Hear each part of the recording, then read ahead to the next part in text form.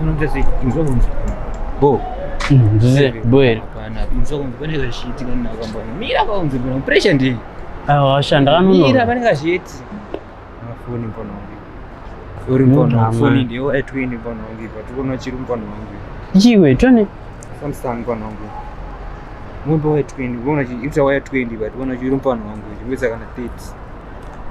unoshanda le inoshanda mpono wangu ona engoro sei ruida 30 engoro zvemutinyira chokuchobuda kumhanya mpono ngona amaniri kakoda azona kana juice yabio aiwa engoro wamutinyira pe 30 mpono wangu 30 manje 30 unabati maputa iripo 30 acho 30 wangu shamwari ina sina plan yekutenga phone waisa 30 chibisa 5 25 kana next time aiyo mfano uona 25 yacho bani 20 ke ndo ibe nza 5 yacho man ndisini ameputi nobaya bo bo sakaotora maputi bo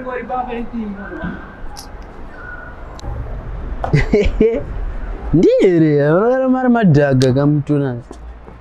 baba irumanyere muri seko baba irumanyere ko musamude kubata akuona ka uri tokuziya here pesa wangu teda utenga uide pane mari iyo kudira mari ton unza 50 kwati nyama ichiko isemsang chiko hanzi ingredients fona wangu foni ndeyangu foni 120 ndio order 50 ndataka problem bicha problem emfana wangu chimontarira foni yake wana kupi foni ndive foni yangu mira ndati foni yake wana kupi chimu ndiveka foni yangu ufungwa ni mafanizi aya chimumire mira ndikuti foni yake wana kupi foni ndiye 120 yose yokutengesa $50 foni ndati ndiye 120 yori kutengesera $50 wakaiona kupi ndotengesa mafoni ndo order mafoni mgomongo order mafoni kupi ma kupi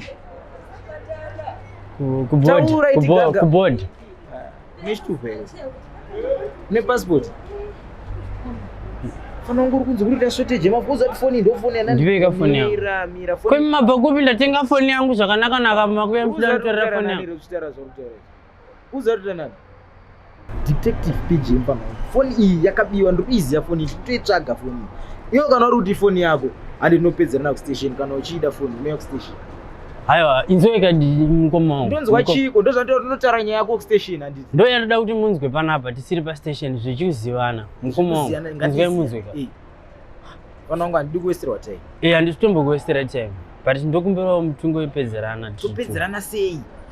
inini umira ndichitaura chokwadi mkomo wangu ndada ngokudzai chokwadi mkomo wangu maisa imi muri mkomo wangu ine muHarare makangwarisa nditi kuda ure chimontaurira chokwadi chako nimbonzo